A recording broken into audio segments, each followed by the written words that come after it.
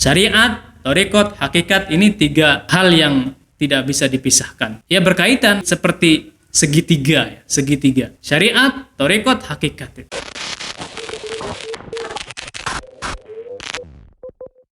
Assalamualaikum warahmatullahi wabarakatuh. Sahabat Tasawuf TV yang dimuliakan Allah. Alhamdulillah pada kesempatan kali ini kita masih bisa berjumpa lewat virtual. Dan kita akan memulai pembacaan kitab Iqazul Himam, yaitu salah satu kitab yang mensyarahi hikam Ibnu Athaillah Al-Iskandari. Dan ini juga merupakan salah satu kitab yang menjadi rujukan banyak orang-orang yang mau mendalami ilmu tasawuf ya. Mudah-mudahan apa yang kita lakukan ini diridhoi Allah Subhanahu wa taala dan kita bisa mengambil hikmah dari apa yang disampaikan oleh Ibnu Athaillah Al-Iskandari di dalam kitabnya ini.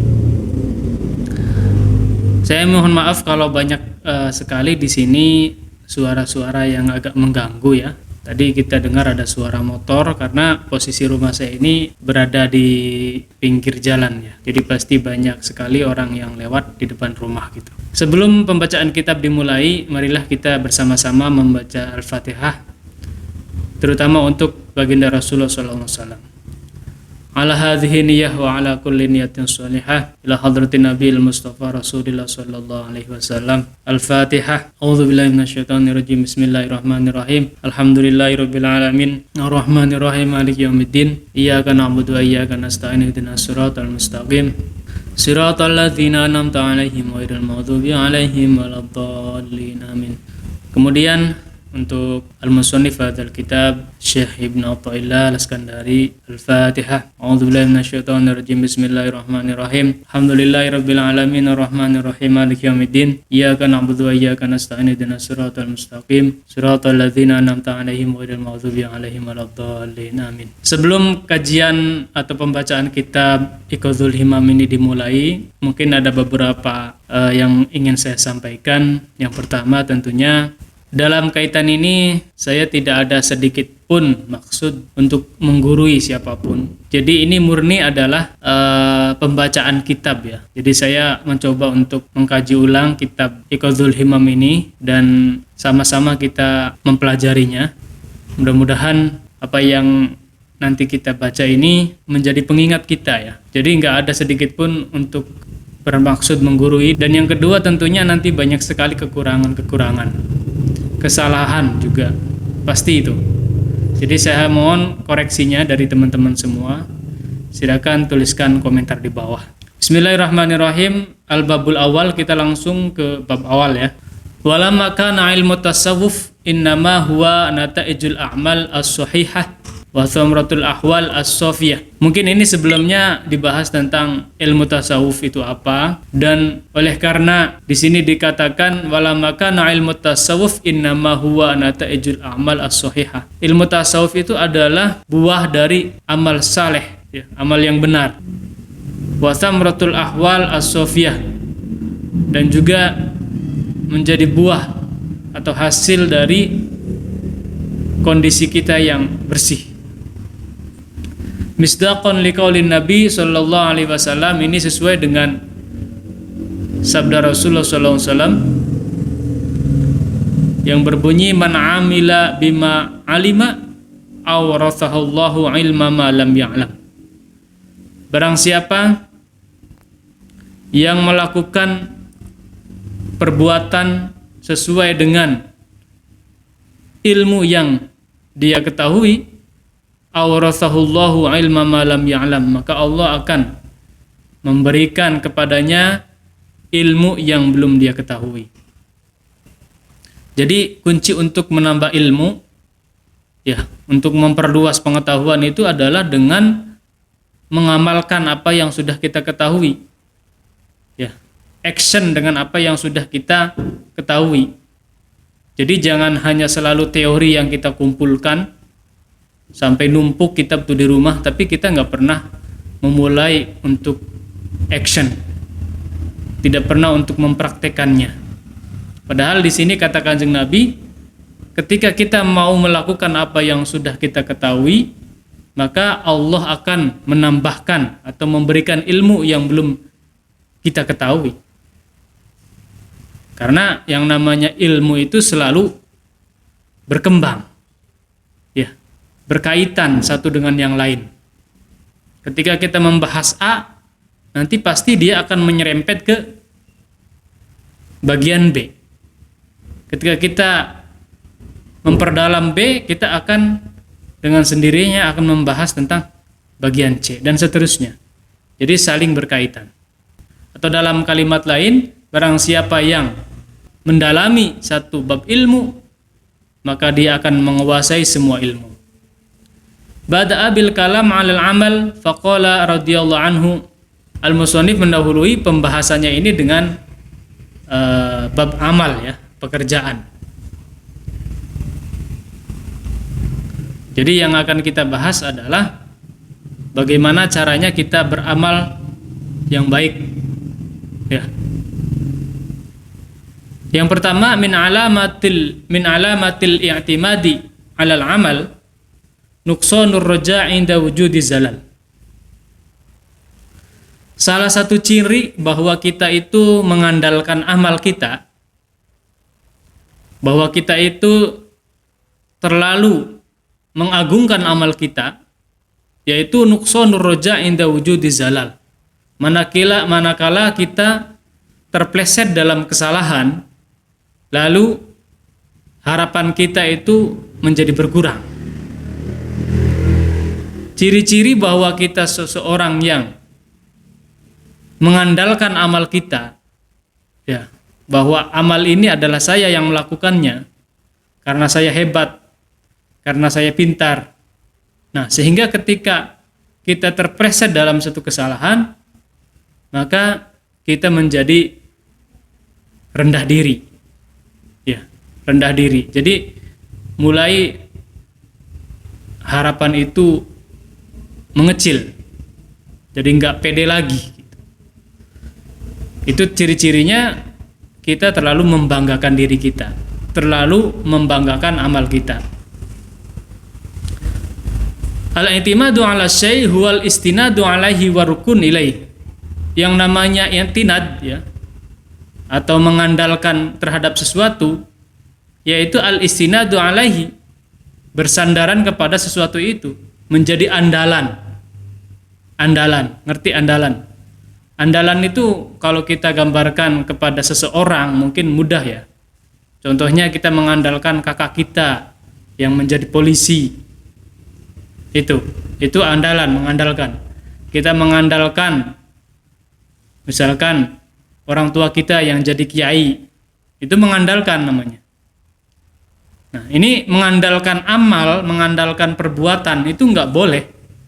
Mengandalkan kita punya amal, kita punya prestasi, itu enggak diperbolehkan. Tidak baik, enggak baik.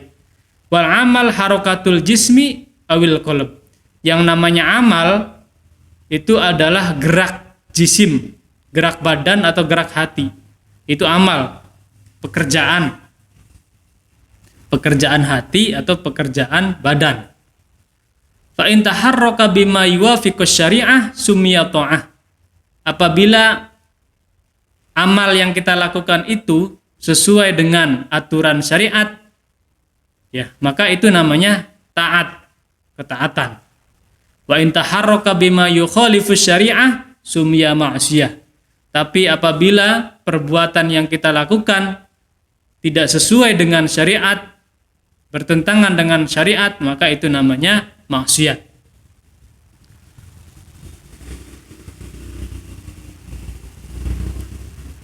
Wal a'malu 'inda ahlil fan 'ala thalathati aqsam.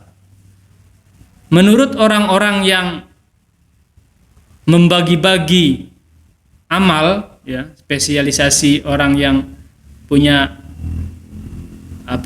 pembagian amal. Jadi amal itu dibagi-bagi ala thalathati aqsam, ada 3 macam, ya. Amal itu ada 3 macam. Amalus syariah, pertama amal syariat. Amalu thariqah, kedua amal thariqah. Wa amalul haqiqah, dan amal hakikat.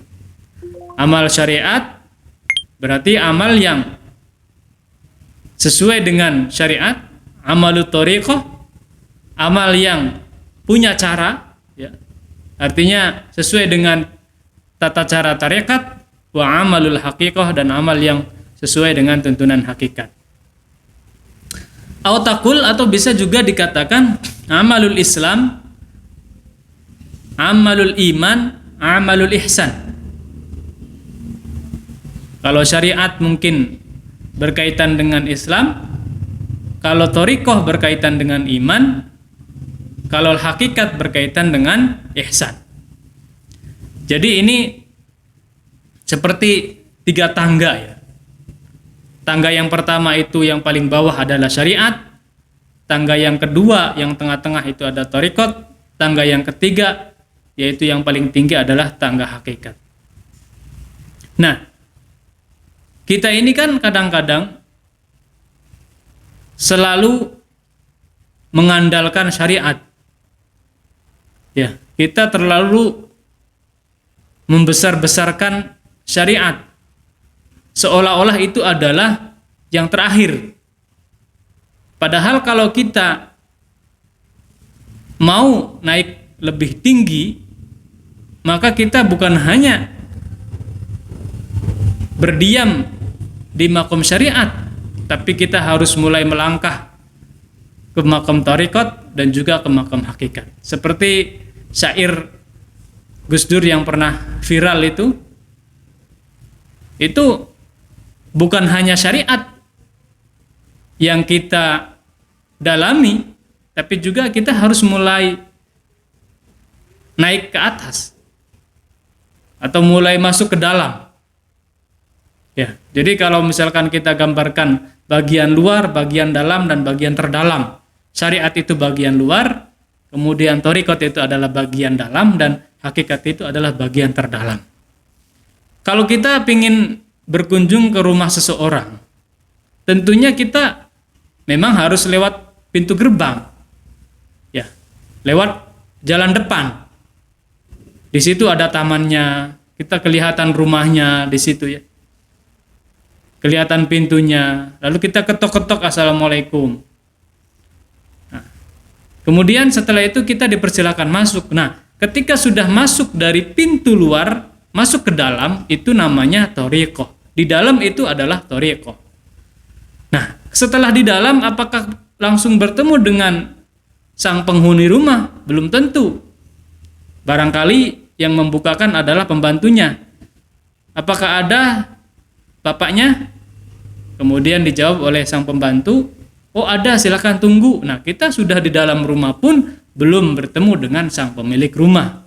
Padahal tujuan dari jauh-jauh itu kita punya keinginan untuk bertemu dengan sang pemilik rumah. Jadi syariat tadi kita dari luar, kita sopan santun mengetuk pintu, kemudian kita permisi pingin bertemu, dipersilakan masuk, udah nunggu di dalam rumah, itu namanya thariqah. Nah, yang paling intim, yang paling inti adalah ketika sang pemilik rumah itu keluar, itu namanya hakikat. Jadi kita jangan hanya menikmati dari luar saja, kita melupakan sesuatu yang ada di dalam. Setelah tahu rumah si A, ternyata rumahnya mewah, hebat, bagus, indah, lalu kita terbuai, lalu kita lupa akan tujuan kita yang sebenarnya. Nah, itu kita seperti itu kadang-kadang. Kita beragama hanya berpatok pada syariat, sampai-sampai kita bertengkar di bab ini. Ada yang membid'ahkan, ada yang mensesatkan, bertengkar satu sekte dengan sekte lain. Itulah ketika kita hanya berdiam pada syariat. Makanya kita harus masuk ke dalam. Apa memang iya tujuan dari agama itu adalah pertengkaran? Saya nggak yakin. Allah Subhanahu wa taala selalu mengatakan, wa'tasimu bihablillahi jami'an. Bersatulah wala tafarraqu, dan Allah melarang untuk bercerai-berai. Yang disuruh oleh Allah itu hukumnya wajib, yaitu persatuan. Lalu kenapa kita selalu bertengkar? Nah, itulah ketika kita hanya memahami agama dari satu pandangan. Padahal masih ada sudut pandangan yang lain. Sudut pandangan thariqat, sudut pandangan hakikat, dan sebagainya. Makanya di dalam kitab ini pun nanti akan ada penjelasan ketika Kanjeng Nabi itu mengatakan, ketika kamu masuk surga itu bukan karena amalmu. Nah, itu adalah kalimat hakikat. Tapi di dalam Al-Quran dikatakan bahwa amal soleh yang kita lakukan itu akan diberikan ganjaran dan kita akan bisa masuk ke dalam surga. Itu di dalam Al-Quran dikatakan seperti itu. Itu adalah syariat. Ya. Jadi antara syariat dan hakikat sepertinya bertentangan. Padahal kalau kita masuk ke dalam, kita menyelam lebih dalam lagi, kita akan memahami satu yang benar-benar sangat istimewa. Ya itu pentingnya belajar syariat, thariqat, hakikat. Jadi kita nanti kalau sudah paham ketiga tahapan ini, tidak akan mudah untuk menyalahkan orang, tidak akan mudah untuk menyesatkan orang, nggak suka bertengkar. Kalau ada ustadz ajengan ngancem si A, ngancem si B, apanya yang mau dituju gitu. Kita beragama itu bukan untuk bertengkar. Kita beragama itu bukan untuk saling menyesatkan. Bukankah pertengkaran, permusuhan itu adalah yang menimbulkan adalah setan? Ya, apapun itu bentuknya, meskipun kelihatannya seperti hal agama ya. Tapi kalau sudah menyangkut rebutan kunut ya, artinya bertengkar, yang ini harus kunut, yang ini nggak boleh kunut, itu kan kayak rebutan kunut. Yang ini harus baca bismillah, yang ini nggak boleh baca bismillah. Ngapain ngeributin hal-hal yang semacam itu? Kita sebagai umat Islam, sebagai orang yang pingin menjadi orang yang benar, tentu harus lebih masuk ke dalam bahwa itu nggak ada apa-apanya. Itu nggak penting. Bebas kita mau memilih yang mana. Kalau kita percaya dan yakin bahwa Kanjeng Nabi berkunut, ya silakan lakukan. Nggak usah menyalahkan orang lain yang tidak mau berkunut. Nggak penting. Tugas kita itu bukan itu. Masih ada tugas yang lebih besar lagi. Ya itu. Ini sedikit tentang antara syariat, thariqat, dan hakikat. Lalu kemudian autakul amalul ibadah, amalul abudiyah, amalul abudah, awil huriyah. Ada istilah lain, amal ibadah, amal abudiyah, amal abudah. Abudiyah itu perbudakan, abudah itu adalah merdeka. Ini istilah aja. Autakul amalu ahlil bidayah, amalu ahlil wasut, amalu ahlil nihayah. Bisa dikatakan yang pertama itu amalnya pemula, yang kedua adalah amalnya pertengahan, yang ketiga adalah amalnya tingkatan yang terakhir. Ya, atau tingkatan lebih tinggi lagi. Fasyari'ah, lalu syariat anta'budahu. Syariat itu ibaratnya kita beribadah kepada Allah, mengabdi kepada Allah. Wa thariqah antaqsudahu. Dan yang nama thariqah itu kita menuju Allah. Menuju Allah. Wal haqiqah antashhadahu. Dan yang namanya hakikat itu adalah kita menyaksikan Allah. Pertama, beribadah kepada Allah. Kedua, menuju Allah. Dan yang ketiga, yang terakhir itu adalah menyaksikan Allah. Seperti yang tadi saya contohkan, kita ketika ingin bertemu dengan seseorang, kemudian kita berkunjung ke rumahnya, itu kan ada tujuan.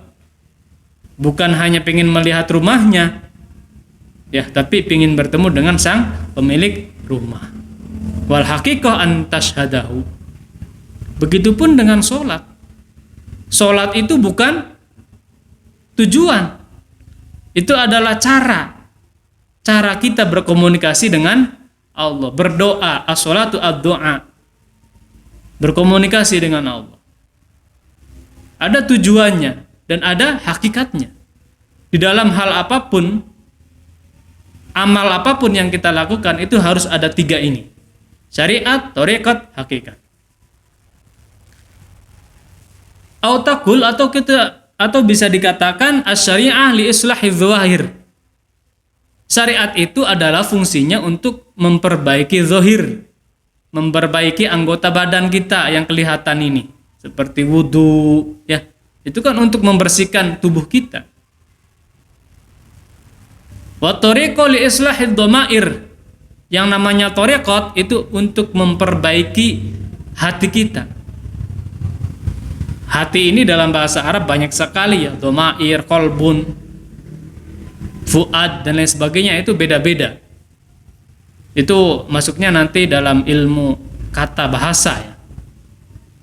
Wal haqiqah li islahi sarair, yang namanya hakikat itu untuk memperbaiki sir kita. Di dalam diri kita itu ada zahir, ada batin, ada sir. 3 unsur. Ya, 3 tingkatan. Zahir ini yang kelihatan mata kita ini. Tapi di dalam hati kita juga ada dhamir, ada hati. Manusia itu kalau nggak punya hati, seperti manusia yang nggak hidup. Ya. Jadi di dalam diri kita itu ada 3 komponen ini, zahir, batin, dan sir. Ketiganya ini saling berkaitan. Kadang-kadang hati kita merasa senang, sehingga tercermin dalam zahir kita. Murah senyum, ya, matanya berbinar-binar, itu tandanya hatinya lagi senang.